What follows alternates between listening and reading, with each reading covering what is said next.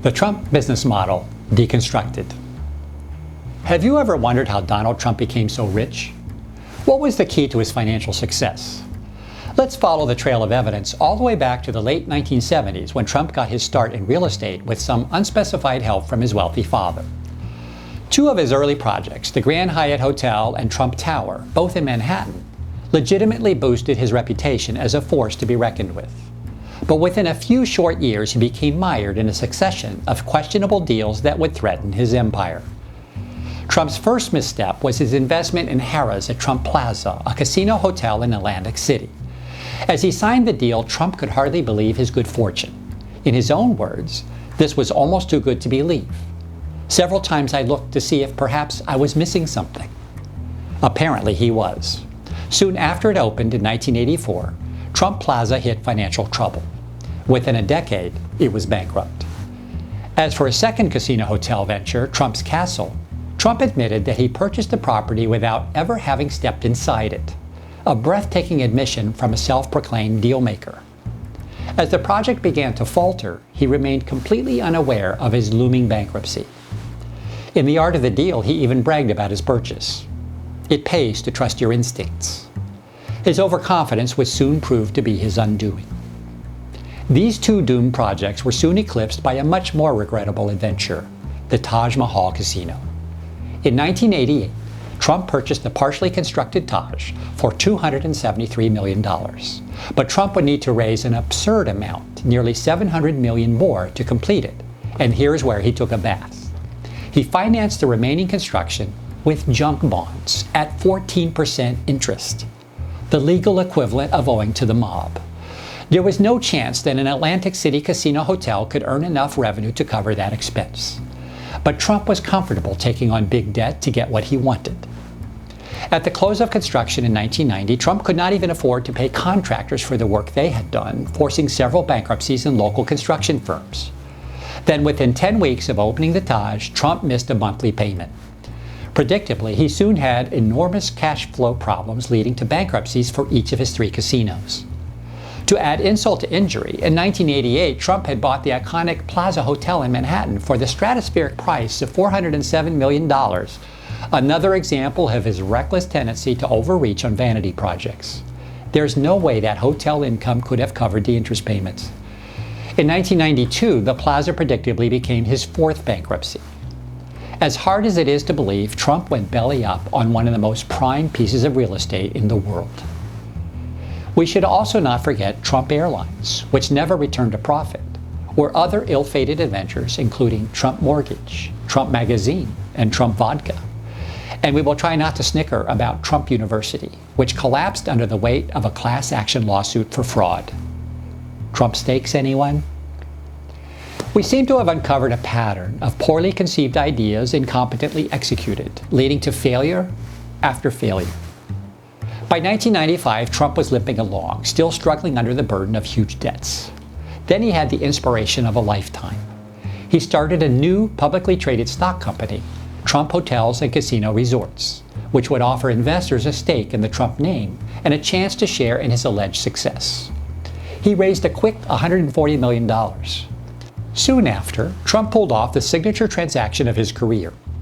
As executive in control, he forced his new public company to buy his failing casinos from himself at premium prices, using the money he had raised from his new investors. In other words, he dumped his debt-laden casino dogs onto the balance sheets of his trusting partners, leaving himself in the clear. Not surprisingly, over the next 10 years, saddled with these boondoggles, TJT stock lost 96% of its value. In 2004, the company filed for bankruptcy, Trump's fifth. It seems we have uncovered an additional feature of the Trump business model: betrayal of his colleagues. Of course, every time Trump declared bankruptcy, he stiffed his creditors, his partners, and his friends. Why did he always seem to burn those who trusted him the most? And he was neither defensive nor apologetic about his behavior.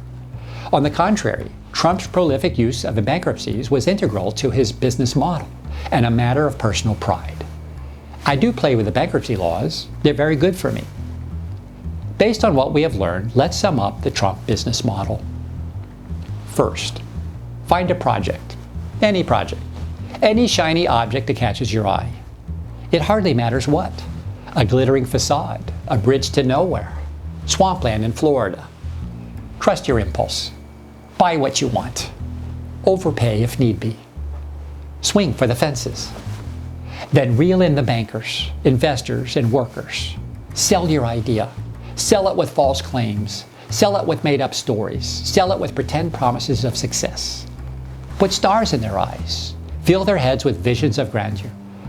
As you lure them in, take their loans, their life savings, and the sweat of their brow and complete your project. If the project succeeds, take your profits and move on.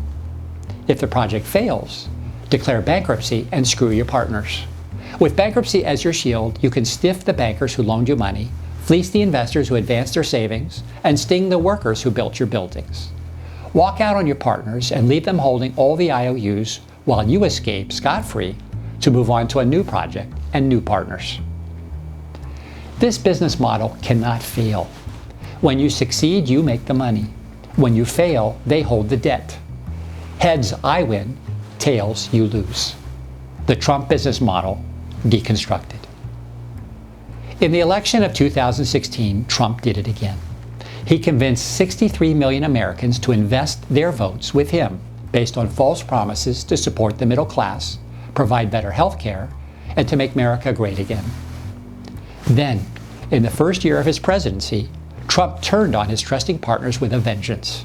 He borrowed $2.3 trillion in their name to deliver a giant tax cut to the wealthy without any visible impact on jobs growth after the cut.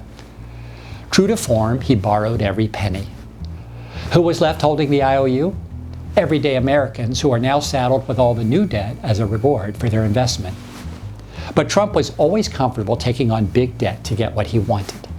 In the same year, Trump tried mightily to end Obamacare, disrespect our international friends, and honor our adversaries.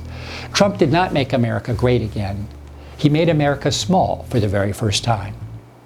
Tails, we lose. Here are Trump's bankruptcies. 6 colossal failures in 2 decades. His 7th bankruptcy is, of course, his presidency. Bankrupt of vision, bankrupt of strategy, bankrupt of integrity. Now is the moment of truth. Trump the businessman used to always find new investors to join his next project, no matter how abysmal his track record. Will Trump the politician be as successful? Will he find 63 million Americans to reinvest their votes based on his new promises? Only time will tell.